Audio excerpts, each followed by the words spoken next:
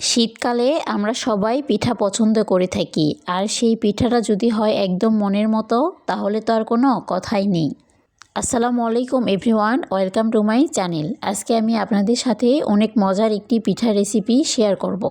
পিঠাটির নাম হচ্ছে খেজুর পিঠা। এই পিঠাটি খেতে একদম রসালো হয়ে থাকে।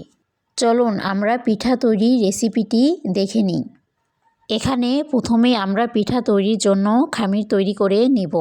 এই জন্য খামির তৈরির জন্য আমি এখানে 1.5 কাপ পরিমাণ মতো দুধ নিয়ে নিলাম। তারপরে এর মধ্যে আমি 1.5 চা চামচের মতো ঘি দিয়ে দিলাম। খামির তৈরির সময় এখানে ঘি ব্যবহার করলে পিঠাটার টেস্ট অনেক বেড়ে যায় এবং খেতে অনেক মজা হয়। এখানে আমি 1 চিমটি পরিমাণ মতো লবণ ব্যবহার করেছি। আপনারা মিষ্টি জিনিসে লবণ খাইলে দিতে পারেন, না হলে স্কিপ করবেন। এখানে খামির তৈরির জন্য আমার 1 কাপের একটু বেশি আটা লেগেছে, আপনাদের একটু কম বেশি লাগতে পারে। খামিরটা যখন হয়ে যাবে তখন চুলা থেকে নামিয়ে একটু ঠান্ডা করে নিব। আবার পুরোপুরি ঠান্ডা করা যাবে না। খামিরটা অবশ্যই সময় নিয়ে ভালো করে মেখে নিতে হবে। খামির যত মাখবেন আপনার পিঠা ততটা পারফেক্ট হবে। মাখার এক পর্যায়ে দেখবেন যখন খামিরটা এরকম সফট হয়ে আসছে তখন বুঝে নেবেন আপনার খামিরটা একদম রেডি। তখন খামির থেকে এইরকম অল্প করে আমি লেচি কেটে নিলাম। তারপরে 2 হাতের সাহায্যে এরকম গোল করে তারপরে আবার একটু লম্বাটে শেপ দিয়ে নিয়ে নিব। লম্বা শেপ দেওয়া হয়ে গেলে এইরকম একটা কাঠির সাহায্যে বা টুথপিকের সাহায্যে এরকম মাঝখান দিয়ে একটা দাগ কেটে নিব। তাহলে আমাদের খেজুর পিঠা একদম রেডি।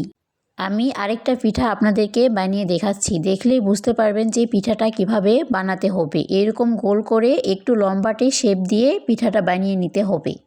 পিঠাটা বানানো একদম সহজ, যে কেউ এই পিঠাটি বানিয়ে নিতে পারবে এবং খুব অল্প সময়ের মধ্যে এই পিঠাটি তৈরি করে নিতে পারবেন। আমি এভাবে এক এক করে সবগুলো পিঠা তৈরি করে নিয়ে নিলাম। আপনারাও এভাবে এক এক করে খুব অল্প সময়ের মধ্যে পিঠাগুলো তৈরি করে নিতে পারবেন। পিঠাগুলো তৈরি হয়ে গেলে আমি এখন এগুলো সবগুলো পিঠা ভেজে নিব। তো চুলায় একটা প্যান বসিয়ে তেলটা গরম করে নিতে হবে। তেল গরম হওয়ার আগে কখনো পিঠা দিবেন না, তাহলে পিঠাগুলো ফুলতে চাইবে না। আর পিঠা ভাজার সময় সব সময় একটা জিনিস লক্ষ্য রাখবেন যে চুলার আঁচটা যেন মিডিয়াম লো হিটে থাকে। যদি চুলার আঁচ বেশি থাকে তাহলে পিঠাগুলো দেওয়ার সঙ্গে সঙ্গে কিন্তু পুড়ে যাবে। এই জন্য অল্প আঁচে আস্তে আস্তে পিঠাগুলো ভেজে নিতে হবে। পিঠার এক পাশে ভাজা হয়ে গেলে এইরকম আরেক পাশে উল্টিয়ে দিতে হবে। এক এক করে সবগুলো পিঠা উল্টিয়ে দিলাম। পিঠাগুলো এরকম ব্রাউন কালার করে ভেজে নিতে হবে। আমার সবগুলো পিঠা ভাজা হয়ে গেছে। আমি পিঠাগুলো এখন তেল থেকে উঠিয়ে নিব। এই পর্যায়ে আমি পিঠার শিরা তৈরি করে নিব। এখানে আমি দুধ এবং 2টা সাদা এলাচ পরিমাণ মতো চিনি দিয়ে পিঠার শিরা তৈরি করে নিলাম।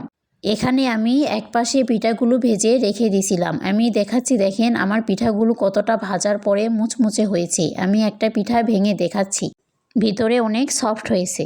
এই পর্যায়ে সবগুলো পিঠা আমি একটা বাটিতে ঢেলে নেব। তারপরে আমি যে শিরা তৈরি করে নিয়েছিলাম সেই শিরাগুলো আমি পিঠার মধ্যে দিয়ে দিব। এখানে শিরা গরম থাকা অবস্থায় পিঠার মধ্যে দিয়ে দিতে হবে। তারপরে আমি উপর দিয়ে কিছুটা নারিকেল দিয়ে দিব, স্বাদটা দ্বিগুণ হওয়ার জন্য। এই পর্যায়ে পিঠাটি ঢেকে আমি সারা রাতের জন্য রেখে দিব। সকালবেলা দেখেন আমার পিঠাগুলো একদম ফুলে ডাবল হয়ে গেছে, একদম রসে টইটম্বর হয়ে গেছে পিঠাগুলো। আপনারা নিশ্চয়ই দেখেই বুঝতে পারতেছেন যে পিঠাগুলো কতটা টসটসে হয়ে গেছে রসেতে ডুবে। এই পিঠাটি খেতে এতটাই মজা হয় যে আপনি একবার খাইলে বারবার বানিয়ে খেতে চাইবেন। মুখে দেওয়ার সঙ্গে সঙ্গেই গলে যাবে। আমার রেসিপিটি যদি ভালো লেগে থাকে অবশ্যই আমার চ্যানেলটি সাবস্ক্রাইব করে দিবেন। সবাই ভালো থাকবেন, সুস্থ থাকবেন। আল্লাহ হাফেজ।